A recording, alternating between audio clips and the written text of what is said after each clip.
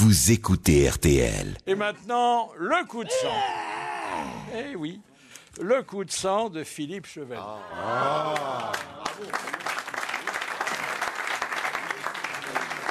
Quel bonheur. Ah oui. Quand on a été pendant 2 ans à la tête du gouvernement de la France, on a bien droit à un peu de répit.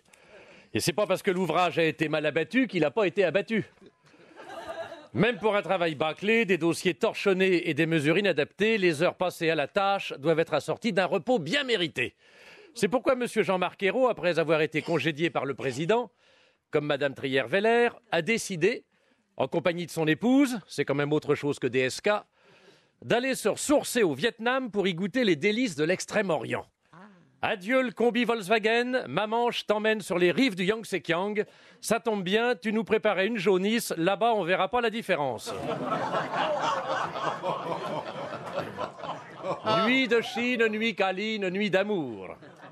Et c'est ainsi, alors qu'il se trouvait dans un restaurant populaire d'Ho Chi Minh Ville, c'est autre chose que DSK qui allait à New York dans des restaurants italiens à $150 le plat, que notre couple Ayrault a été aperçu par des touristes français qui l'ont aussitôt pris en photo. Jean-Marc a très bien pris la chose, il a même souri.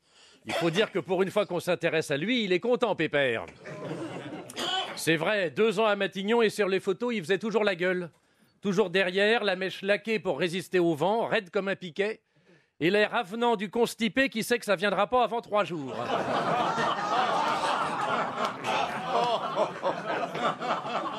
Oh, mais ça, je sais de quoi je parle. Là-bas, dans le beau pays d'Annam, il était décontracté, le Jean-Marc. Polo rayé, pantalon clair et sandales à chaussettes. Il lui manquait plus que le galurin en fausse paille tressée pour ressembler au retraité de la SNCF qui va jouer au boule à Palavas. Moi, ça me fait plaisir de savoir qu'un ex-premier ministre peut se payer un peu de bon temps. Ça prouve qu'il a mis de l'argent de côté, et ça ne devait pas être facile dans sa position. Quand on veut faire payer 75% d'impôts à des gens qui travaillent beaucoup, on doit être tenté de faire pareil pour soi, puisqu'on travaille beaucoup aussi. En tout cas, le séjour au Vietnam avec Bobonne, ça doit donner chez les Ayrault. Tout à la baguette et au pouce-pouce.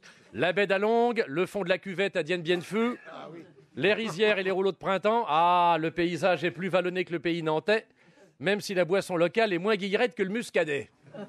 2 petites remarques, si vous le permettez, monsieur le Premier ministre. Si vous êtes sensible à la beauté des jeunes vietnamiennes, retournez là-bas fin janvier. C'est la fête du Tet. Et si vous avez visité la cité impériale de Hue, n'en dites rien à François Hollande. En allant à Carmaux l'autre jour, il s'est déjà fait huer. Merci, monsieur Chevalier.